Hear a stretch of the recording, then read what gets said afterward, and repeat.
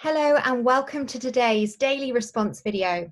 I'm Zara, creative producer for People Make It Work, and today we are joined by associate Kate Fielding.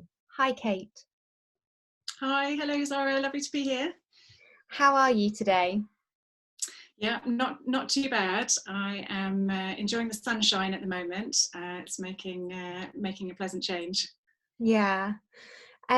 So you are a strategic communications expert, and in your career background, you've worked with the Natural History Museum, you've worked with Tate, you've worked with cancer research. Could you tell us a little bit more about your career to date and also your areas of specialism? Sure, yeah. So as you said, my specialism is strategic communications, and I've done strategic communications roles across a number of sectors actually. So most recently I was at the Natural History Museum as head of strategic communications, and as part of that I led the campaign to relaunch Hinsey Hall in 2017, which was also about repositioning the museum as a cultural and scientific leader, and growing perceptions of the museum's brand with its audiences. And I've done sort of similar roles really with other organisations. I was with the Institute of Cancer Research, which you mentioned, which is the scientific partner of the Royal Marsden Hospital, and also has sort of major charity element. I work for the General Medical Council, and I've worked for Imperial College London, and always kind of looking at brand and communication strategy. So fundamentally how organisations can achieve their big strategic goals through understanding their audiences, engaging them effectively, and growing the brand and perceptions and the reputation of the organisation.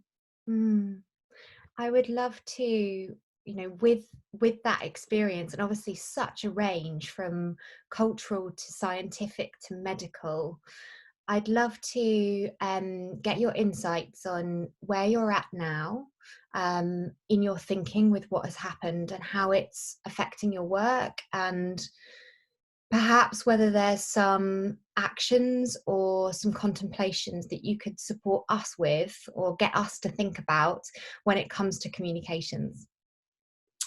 Yeah, sure. So, and I think it has been a really fascinating period, I guess, in a sort of an abstracted way as a communications person, because there's been so much going on. And so many interesting things to think about, from that initial kind of crisis response mode that organisations were in, through to governmental response. And I've been really interested in how our government and other governments have sort of handled the approach and the messaging around lockdown and kind of easing. And I think the other thing that I've sort of been coming back to a lot is, at the start of this crisis, I think one phrase that was going around a lot was this idea of we're all in it together.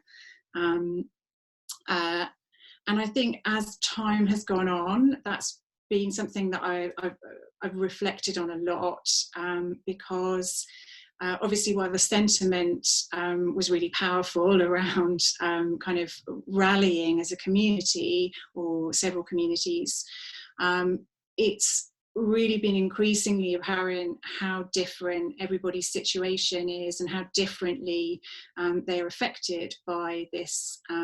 So whether that is because of your family situation, and we talked a little bit earlier, I've got an 8-year-old and a 10-year-old at home, who are, sort of creating challenges for me in terms of my productivity, but also creating lots of positives. but the differences in people's situations, from the financial effects of this, to the health effects, so people who are particularly vulnerable to this disease, and how that is kind of impacting their lives at the moment. So I guess from a kind of a communications perspective, I have been doing some thinking about what that might mean for organisations, for cultural organisations, approaching the way in which they engage with audiences, both kind of now in this crisis and as we emerge from it.